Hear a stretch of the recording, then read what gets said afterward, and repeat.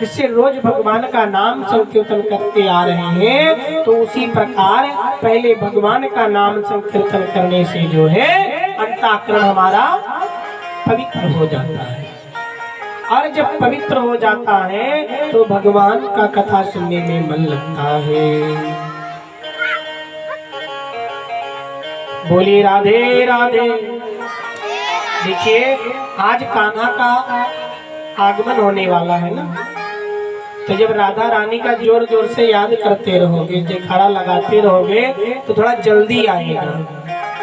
नहीं तो आप भी लोग बैठे रहोगे ऐसे तो अपने समय से चलेगा। तो इसलिए जोर से बोलना चाहिए, क्या राधे राधे। तभी आनंद आएगा कथा में। कल की कथा कहाँ पे विराम हुई थी? शास्त्रों में ऐसा वर्णन है कि जब वक्ता के सामने श्रोता बैठते हैं सुनने के लिए, तो यहाँ तो रोज एक जजमान तैयार होते हैं, बनते हैं परीक्षित के रूप में। तो जो भी रहते हैं तो समझिए भगवान की विशेष कृपा है। वैसे बहुत से गांव के लोग हैं, सोचते होंगे हम भी जाके जजमान बन जाए, लेकिन सोचते हैं फिर जाएंगे क्या पता कितना खर्चा आ जाए। लेकिन ऐसा नहीं मन में भाव होना चाहिए। तो ठीक है, यहाँ जैसे राजा परीक्षित को कथा सुखदेव जी महाराज जब श्रवण कराते हैं तो कहते हैं कि हम आप तो बीच में कथा विराम कर देते हैं, 4 घंटे 5 घंटे तक सुनते हैं। और जब सुखदेव जी महाराज राजा परीक्षित को कथा सुनाए थे तो बीच में विराम नहीं करते थे। और ऐसे श्रोता थे गंगा जी के तट पे कि जो लोग सुनते थे वो लोग खींचे चले आते थे चुम्बक की तरह और बैठ करके सुंदर कथा सुनते थे। तो हम लोग तो इतना तो मेहनत कर नहीं सकते, इतना कर सकते हैं कि एक आसन में बैठ करके कथा सुनते रहे। अब 3 घंटे में कभी पैर ऐसे करते, कभी इधर खसकते, कभी इधर खसकते, और दांव पड़ता है तो व्यास मंच के तरफ भी पैर फैला देते हैं। ऐसे नहीं करना चाहिए, क्योंकि जहाँ भगवान की कथा होती है वो स्थान क्या होता है? एक मंदिर के समान हो जाता है। और जब वो मंदिर के समान वो जगह हो जाता है तो ये बताओ, आप सब जब मंदिर में जाते हो तो भगवान की तरफ अपना सर करते हो, बैठ करके पूजन पाठ करने में, कि भगवान की तरफ पीठ कर देते हो अपना? भगवान के सामने बैठ करके पूजन पाठ करते हो भगवान। और यहाँ देखते हैं कि मौका मिला तो सीधे पैर फैला दो मंच के। देखिए ये मेरा बताने का कर्तव्य है और आप सबको इसका पालन करने का भी कर्तव्य है, क्योंकि जीवन में यदि ये अवसर मिला है तो इसे जाने न दें। कल की कथा में जो है माता सती अपने शरीर का परित्याग कर देती है, और जब शरीर का त्याग कर देती है तो भोले बाबा जो है ना इतने क्रोध में हो जाते हैं कि दक्ष के यज्ञ का विध्वंस करा देते हैं। दक्ष के सर को जो वीरभद्र नाम का जो दैत्य है वो अलग कर देता है। ऐसे ऐसे जितने वहां यज्ञ कराने वाले थे वहां ऋषि जन, कोई भागते हैं तो कहीं उधर गिरते, कोई उधर गिरते, कोई कहीं गिरते हैं। लेकिन भोले बाबा को तो किससे मतलब था?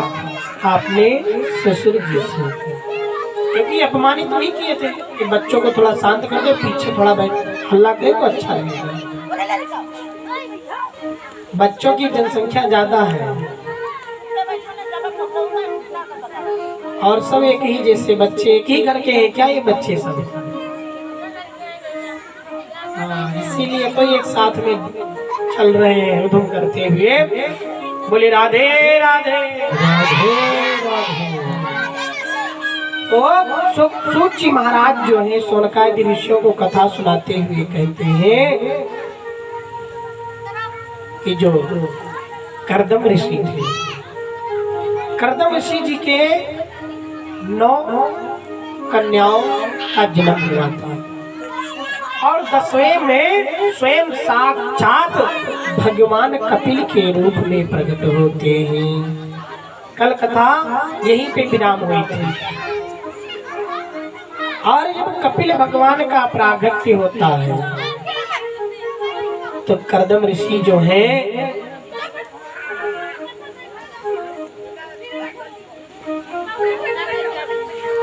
कर्दम ऋषि जो है कहते हैं देखो देवी, अब मैं भजन करने जा रहा हूं।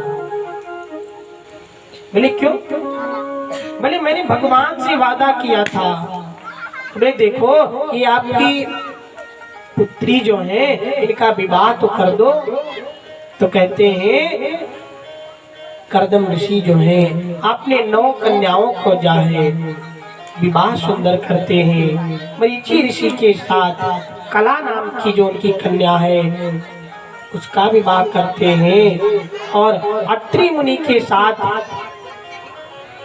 वशिष्ठ जी के साथ अरुंधति का विवाह होता है। ऐसे ऐसे 9 कन्याओं का जो सुंदर विवाह कर देते हैं और विवाह करने के बाद पुनः जंगल में चले जाते हैं।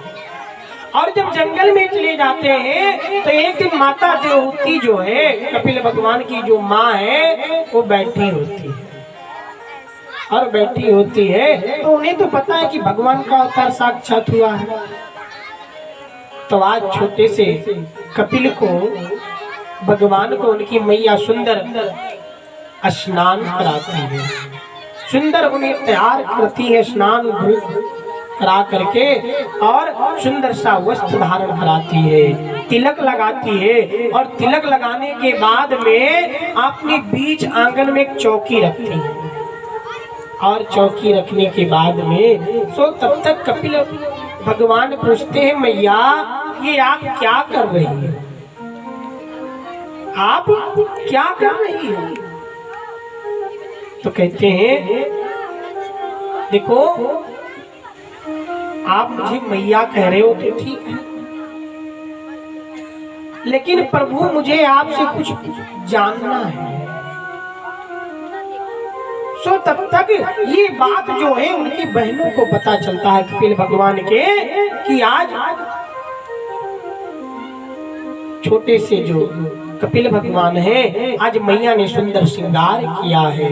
सो वो सब भी आती हैं देखने के लिए और सब बैठ जाती है और बैठ करके माता देवहूति प्रश्न करती है प्रभु भक्ति क्या है?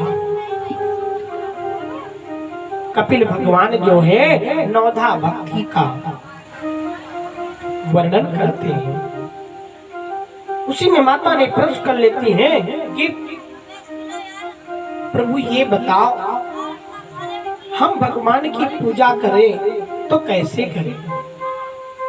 सूत जी महाराज जब शौनकादि ऋषियों को कथा सुना रहे होते हैं तो कहते हैं कि कपिल भगवान ने 9धा भक्ति का वर्णन करते हैं। 9धा भक्ति का वर्णन करने के बाद जो है माता देवहूति का आगे वंशन नहीं चला है क्योंकि कथा बहुत आगे तक आज चल रही है, इसलिए आपको संक्षिप्त में बताएं कि जब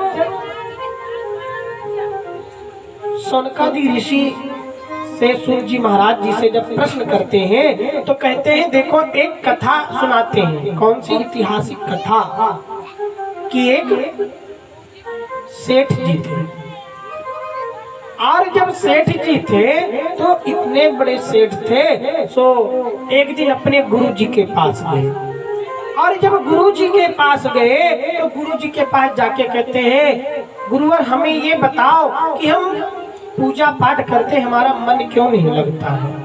और आजकल हो ही रहा है, ये तो पूजा पाठ करने बैठते हैं तो मन हमारा विचलित हो जाता है, इधर उधर की संसार की विषय जो हमारे मन में आने लगती है, दिमाग में आने लगती है।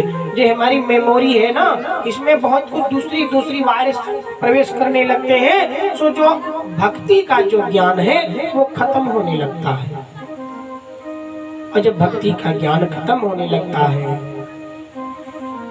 तो हम क्या करें? गुरु जी कहते हैं देखो ये काम करो, आप कुछ नहीं कर सकते हो तो धीरे धीरे मानसिक पूजा करना प्रारंभ करो। बोले गुरु जी मानसिक पूजा? बोले हाँ। बोले गुरु जी जब भी मंदिर जाओ तो वहाँ के पंडित जी लोग हैं, पुजारी हैं, कहते इतना सारा सामान लेके आओ फिर पूजा करो। सो गुरु जी भी कहे ऐसा है, अब मंदिर जाने की जरूरत नहीं है। बोले क्यों?